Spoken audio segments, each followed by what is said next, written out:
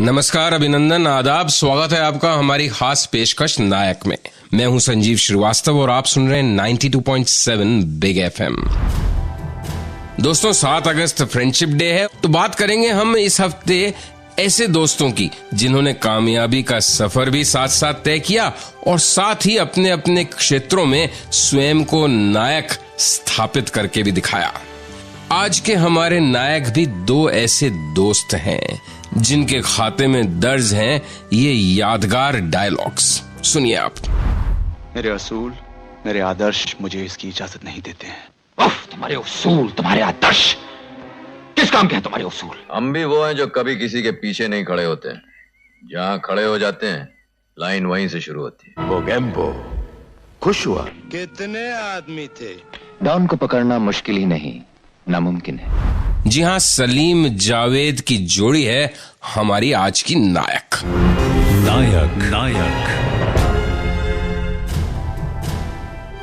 आज मैं आपको बताऊंगा कि कैसे मिले एक दूसरे से ये 2 महान कलाकार। किस फिल्म के लिए अमिताभ बच्चन से भी ज्यादा पैसे चार्ज किए सलीम जावेद की जोड़ी ने। और साथ ही हम बात करेंगे कैसे पड़ गई इस जोड़ी में दरार।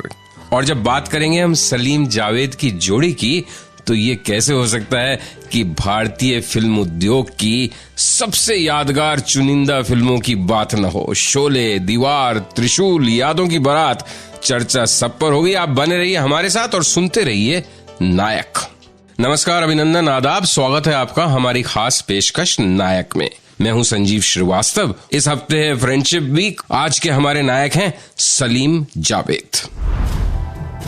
जावेद अख्तर की पैदाइश हुई थी ग्वालियर में। 60 के दशक में उन्होंने फिल्मों में डायलॉग राइटर के बतौर अपने करियर की शुरुआत की थी। सलीम खान साहब इंदौर से आते थे। उनके पिता थे एक पुलिस अफसर। चंबल के बिहड़ों में और डाकुओं के बीच पिता की नौकरी के चलते सलीम खान साहब का बचपन भी अपराधियों के कहानी किस्से सुनते हुए ही गुजरा था। 60 के दशक में सलीम खान साहब हुआ करते थे फिल्मी हीरो। सागर साहब की एक फिल्म थी सरहदी लुटेरा, जिसमें सलीम हीरो की भूमिका निभा रहे थे। इस फिल्म की शूटिंग के दौरान ही उनकी मुलाकात जावेद अख्तर से हुई थी। जावेद अख्तर साहब का तब नया नया प्रमोशन हुआ था। क्लैपर बॉय से वो एक टेम्पररी मेकशिफ्ट डायलॉग राइटर की तरह नियुक्त हुए थे। दोनों का काम अलग अलग था, लेकिन सिनेमा में दोनों की दिलचस्पी बराबर थी। फिर उस दौर के मशहूर बैनर सिप्पी फिल्म्स में सलीम और जावेद साहब दोनों ने इकट्ठे डायलॉग लिखने का काम शुरू किया। 1970-71 में एक सुपरहिट फिल्म आई थी अंदाज।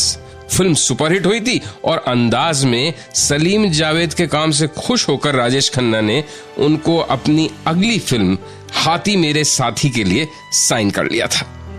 और एक बात और राजेश खन्ना ने कही कि मुझे तो बहुत अच्छे पैसे मिल ही रहे हैं इस फिल्म के लिए, मैं ये भी इंश्योर करूंगा कि आपकी फीस भी बहुत अच्छी हो और साथ ही साथ आपको क्रेडिट भी मिले, क्योंकि ये वो दौर था जब फिल्म में राइटर्स को समुचित सही श्रेय नहीं दिया जाता था। तो बस सलीम जावेद भी तैयार हो गए और हाथी मेरे साथी के साथ ही ऑफिशियली लॉन्च हुई सलीम जावेद की जोड़ी। आगे बताऊंगा कि कैसे सलीम जावेद की जोड़ी ने दिया हताश और निराश भारतीयों को उनका पहला एंग्री यंग मैन। किस्सा बहुत दिलचस्प है, कहीं जाइएगा नहीं, बने रहिए हमारे साथ और सुनते रहिए नायक। नमस्कार, अभिनंदन, आदाब। स्वागत है आपका हमारी खास पेशकश नायक में।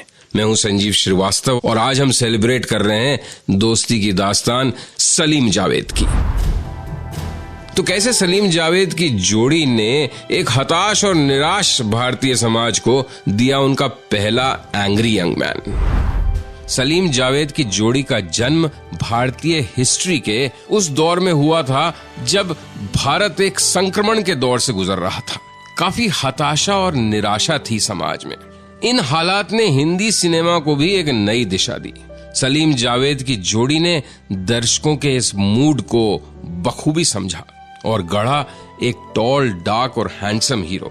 एक ऐसा हीरो जिसकी परवरिश गरीबी, लाचारी और बेकारी में चाहे हुई हो, लेकिन अकेला वो समाज को बदलने की ताकत रखता था। जब तक बैठने को न कहा जाए शराफत से खड़े रहो। ये पुलिस स्टेशन है, तुम्हारे बाप का घर नहीं। इस जोश, ताकत, हिम्मत और जज्बे को सलीम जावेद ने कलमबद्ध किया और खड़ा किया एक नया नायक। जंजीर, शोले, दीवार, त्रिशूल, इन सभी फिल्म्स में हीरो थे अमिताभ बच्चन और जनता ने और मीडिया ने इस हीरो को नाम दिया एंग्री यंग मैन का। इस दौर की खास बात यह भी थी कि राइटर यानी सलीम जावेद की फीस भी करीब करीब स्टार यानी अमिताभ बच्चन के बराबर सी हो गई थी। शायद वो इकलौती ऐसी जोड़ी थी उस समय जो प्रोड्यूसर्स को पूरी बाउंड स्क्रिप्ट दिया करते थे, हर सीन के डिटेल्ड नरेशन के साथ, डायलॉग्स के साथ। इतना कॉन्फिडेंस था सलीम जावेद को अपने काम पर, अपने हुनर पर, कि यश चोपड़ा की जब फिल्म जोशीला सुपर फ्लॉप हुई तो उन्होंने यश चोपड़ा से मिलकर कहा, हम देंगे आपको एक सुपरहिट फिल्म की स्क्रिप्ट। और मालूम है जनाब किस फिल्म की कहानी सलीम जावेद ने यश चोपड़ा को दी? दीवार। नमस्कार, अभिनंदन, आदाब, स्वागत है आपका हमारी खास पेशकश नायक में। मैं हूं संजीव श्रीवास्तव। बात कर रहे हैं हम आज सलीम जावेद की आइकॉनिक जोड़ी की। तो किस तरह से कथानक, कहानी और डायलॉग्स लिखे ऐतिहासिक फिल्म शोले के सलीम जावेद की जोड़ी ने सीता और गीता की कामयाबी के बाद रमेश सिप्पी कुछ और बड़ा करना चाहते थे, बहुत बड़ा। अब जीपी सिप्पी साहब भी उस दौर के बड़े पावरफुल, बड़े प्रोड्यूसर माने जाते थे। तो तय हुआ कि एक मल्टी स्टारर फिल्म बनाई जाए, इस तरह की फिल्म जो हिंदी सिनेमा के इतिहास में कभी ना बनी हो। शोले की फिल्मिंग से जुड़े हर पहलू के बारे में बहुत ही एम्बिशियस स्केल पर सोचा गया। फिल्म की कहानी लिखने का जिम्मा दिया गया दो यंग राइटर्स को, सलीम और जावेद को, जो उस समय सिप्पी फिल्म्स में सिर्फ 750 रुपए महीने की नौकरी किया करते थे। मार्च 1973 सिप्पी फिल्म्स के दफ्तर में 10 फीट बाय 10 फीट के कमरे में चाय की चुस्कियों के बीच सलीम जावेद ने अपने शाहकार शोले की कहानी लिखनी शुरू की। जैसे जैसे कागज पर शोले की कहानी दिलचस्प मोड़ लेती गई, वैसे वैसे ही कई रियल लाइफ किरदार भी फिल्म का हिस्सा बनने लगे।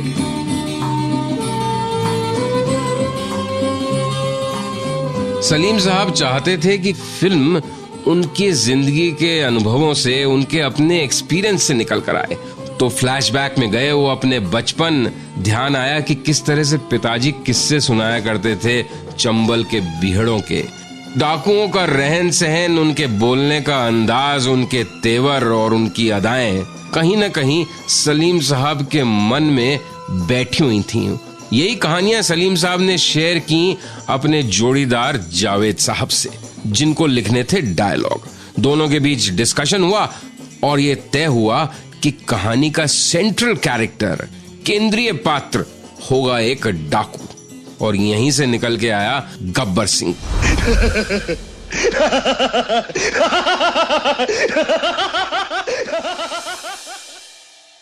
नमस्कार, अभिनंदन, आदाब, स्वागत है आपका हमारी खास पेशकश नायक में। मैं हूं संजीव श्रीवास्तव और आप सुन रहे हैं 92.7 बिग एफएम। बात कर रहे हैं हम आज सलीम जावेद की सुपरहिट जोड़ी की। तो शोले फिल्म में गब्बर सिंह का रोल अमजद खान करेंगे, ये कैसे तय हुआ? शोले की जब कास्टिंग हो रही थी तो उस दौर की हिट जोड़ी धर्मेंद्र और हेमा मालिनी को लीड रोल के लिए साइन कर लिया गया। बड़े बड़े निशानेबाज हमारे पैर छूते हैं और कहते हैं वीरू, तुम्हारे जैसा निशानेबाज पैदा नहीं हुआ। तुम तो बड़े निशानची लगते हो। हाँ, तांतिया तोपे के पोते हैं ये। लेकिन सबसे ज्यादा मुश्किल हो रही थी जय को कास्ट करने में। अमिताभ बच्चन सलीम जावेद को इस किरदार के लिए सबसे सटीक लगते थे, सबसे उपयुक्त लगते थे। अब गब्बर सिंह चूंकि फिल्म के सेंट्रल कैरेक्टर थे, ये फिल्म की स्क्रिप्ट से सभी को समझ में आ रहा था। फिर एक तरफ तो संजीव कुमार और अमिताभ बच्चन ये कह रहे थे कि वो गब्बर का किरदार प्ले करना चाहेंगे, लेकिन सलीम जावेद ने नाम सुझाया थिएटर एक्टर अमजद खान का। और फिर जन्म हुआ भारतीय सिने इतिहास के सबसे शानदार, मेमोरेबल और यादगार खलनायक गब्बर सिंह का। क्यों ठाकुर, इन्हें लाए थे रामगढ़ की रक्षा करने, गब्बर से टक्कर लेने? क्यों? इसी तरह से फिल्म के दूसरे कैरेक्टर्स की कास्टिंग में भी सलीम जावेद की जोड़ी का खासा कंट्रीब्यूशन था। जैसे ये कैरेक्टर, हम अंग्रेजों के जमाने के जेलर हैं। असरानी के जेलर का किरदार चार्ली चैपलिन की फिल्म द ग्रेट डिक्टेटर से इंस्पायर हुआ था। और वो मशहूर सीन, मौसी आप वीरू को नहीं जानते, विश्वास कीजिए वो इस तरह का इंसान नहीं है। एक बार शादी हो गई तो वो उस गाने वाली के घर जाना बंद कर देगा, बस शराब अपने आप छूट जाएगी। हाय हाय, बस यही एक कमी रह गई थी। कई लोगों का मानना है कि कुछ इसी तर्ज पर सलीम साहब हनी ईरानी की मां के पास गए थे जब जावेद अख्तर ने उन्हें वहां अपना रिश्ता लेकर भेजा था।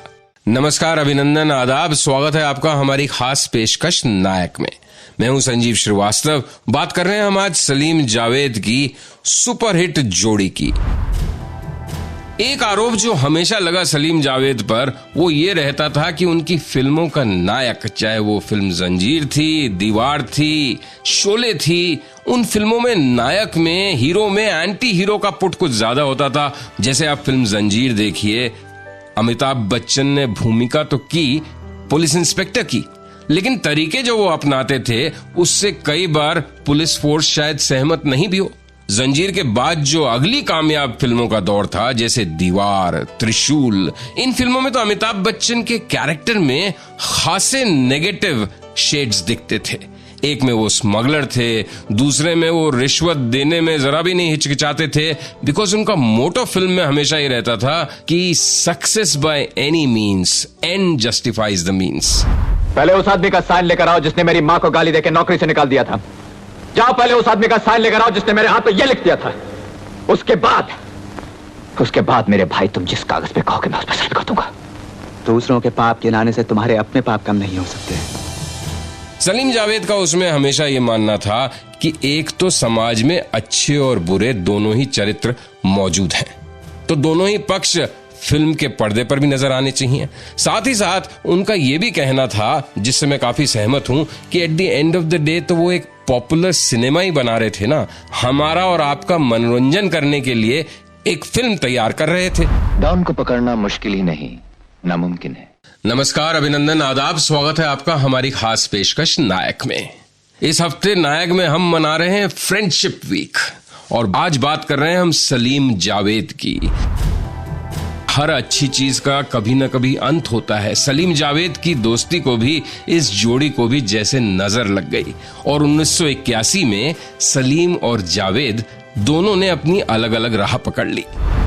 खुश फहमियां गलत फहमियों में कैसे बदली, उस संदर्भ में कई बातें की जाती हैं। बात जो भी हो, अहम का टकराव हुआ दो महान शख्सियतों के बीच और रास्ते हो गए अलग अलग। सलीम और जावेद की जोड़ी भले ही टूट गई हो, लेकिन दोनों ने इस मुद्दे पे हमेशा ही कम से कम सार्वजनिक मंच पर एक बहुत ही ग्रेसफुल, डिग्निफाइड चुप्पी बनाए रखी है।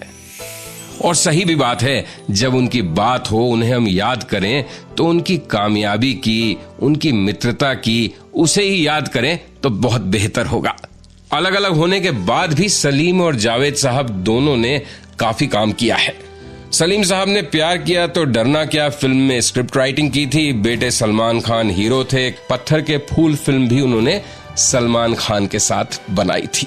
फिर तो खैर सलमान खान का सितारा ही पिछले 25 साल से इस कदर लगातार बुलंदियां छू रहा है कि सलीम साहब का काफी वक्त सलमान खान के अफेयर्स को ही मैनेज करने में शायद निकलता है। दूसरी तरफ जावेद साहब ने अलग होने के बाद एक से एक शानदार फिल्मों की स्क्रिप्ट लिखी। सागर, बेताब, मेरी जंग, मशाल, मैं आजाद हूं, लक्ष्य, कई कामयाब फिल्मों की उन्होंने स्क्रिप्ट लिखी और गाने तो हमने और आपने सभी ने सुने। जावेद साहब ने कैसे खूबसूरत मधुर गानों का भंडार, अच्छी कविता का संग्रह हम सब के लिए छोड़ दिया है। तो ये थे हमारे आज के नायक सलीम जावेद, पहली बार स्क्रिप्ट राइटर्स को स्टार का दर्जा दिलाने वाली जोड़ी। कल शाम एक बार फिर हाजिर होता हूं आपके सामने 8 बजे। मना रहे हैं नायक में हम इस हफ्ते friendship week. Take care everyone.